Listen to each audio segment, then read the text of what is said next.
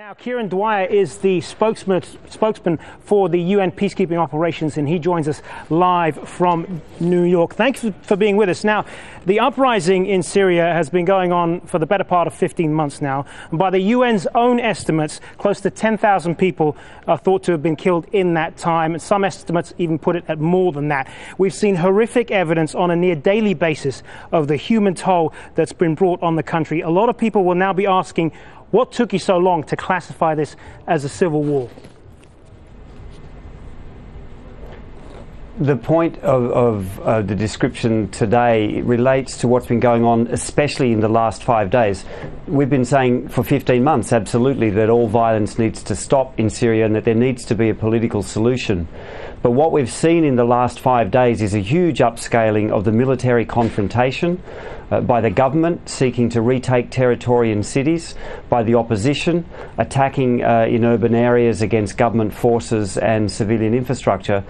Both sides at huge cost to civilian populations, imperiling civilian populations. The government in particular in using shelling of the cities, of using helicopters, shooting out of helicopters into urban population centres, clearly causing enormous problems. As you said in your lead-in a number of cities, civilians are trapped, caught in the middle of this crossfire. Our UN observers are trying to broker conditions in a number of places, including in Homs, where hundreds of civilians, women and children, could then escape and get safe passage out of that conflict zone. It's been a very high escalation in the last 4 or 5 days. But the fact that a senior UN official has now characterized this or acknowledged this as a civil war, what's going on in Syria, how does this now change the dynamics of the various diplomacy efforts right now? Does it hinder the efforts or does it put more pressure now on Syria? Well, the peacekeeping chief, Mr. Ladzus, was responding to a question who said, is this civil war? So the characterisation mostly came from the journalist. But the fact is that this increased violence and the change of tactics so that we see this very full frontal taking of territory at high cost to civilians, this, of course, puts more pressure on the diplomatic need for a solution. We saw late last week in New York a significant intensification of efforts to form a new process to get the implementation of the 6-point plan. And this level of violence now happening raises the stakes, the need for the international community to truly come together and get action to see the implementation of that plan. More violence, more killing is not the answer here. Well, what specific action can be taken at this point? Because we have daily reminders of the situation there, the worsening situation and the human cost of this conflict. What more can be done and should be done?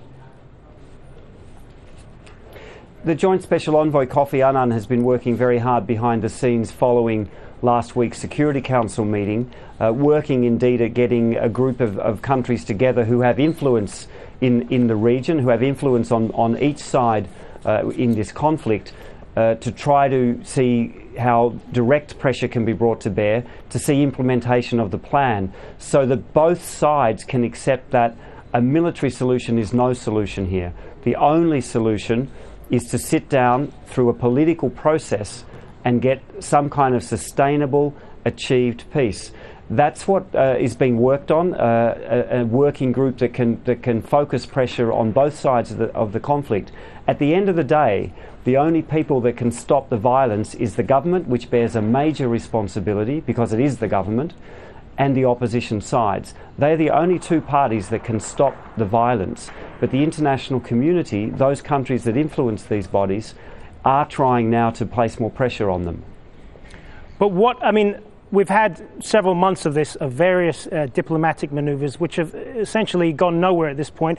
The 6-point plan, as you almost acknowledge, isn't really working at this point. None of the points that were laid out in that plan have been implemented. It looks to be dead in the water now. What more, short of military action, what more is there? What pressure specifically can be put to bear on the Syrian government and, by extension, countries like Russia and China, which have been seen to be shielding the Syrian government in this? Well, I speak for the Peacekeeping Department and our particular team, the UNSMIS observers on the ground in Syria, and what we're trying to do to help the Syrian people. In relation to the larger political sphere, I really do need to leave that to Kofi Annan, the Joint Special Envoy.